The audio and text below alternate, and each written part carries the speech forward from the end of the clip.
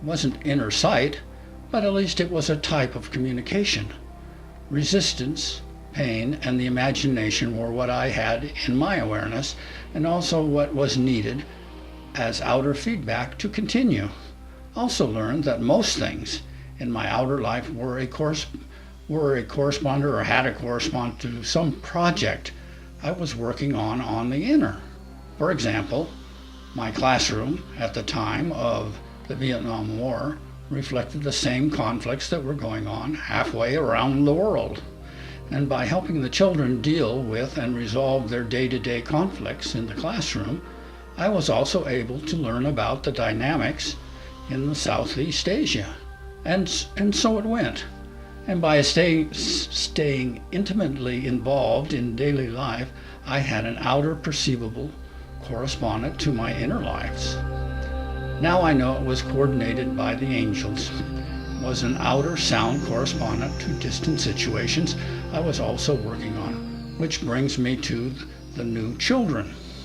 Slowly in this process, my identification moved from my head to my heart, from my ideas to include my feelings, which brings me to our next experience for this day, meeting oneself in the heart.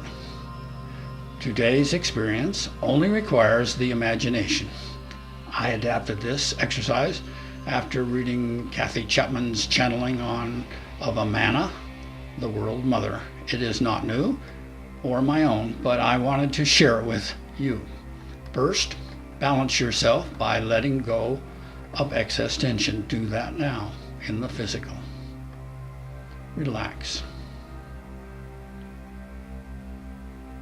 Wait for your breathing to start on its own.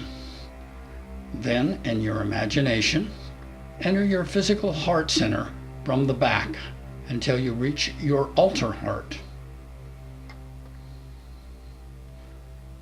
Simultaneously, enter your heart center from the front until you meet yourself and greet yourself as love incarnate.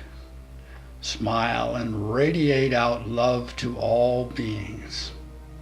I often use this overlap space to coordinate different energies, aspects of myself, inner and outer.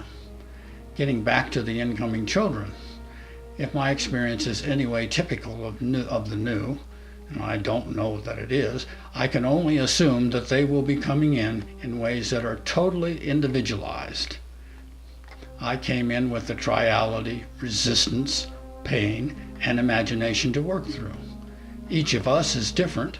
The human physical body, as well as all the other bodies, have a lot more variables to work with. So even though this video contains much that was helpful to me to use my physical body as a reflector of energy patterns, of what I identified with, it may only be a starting place for your inner child or any specific child.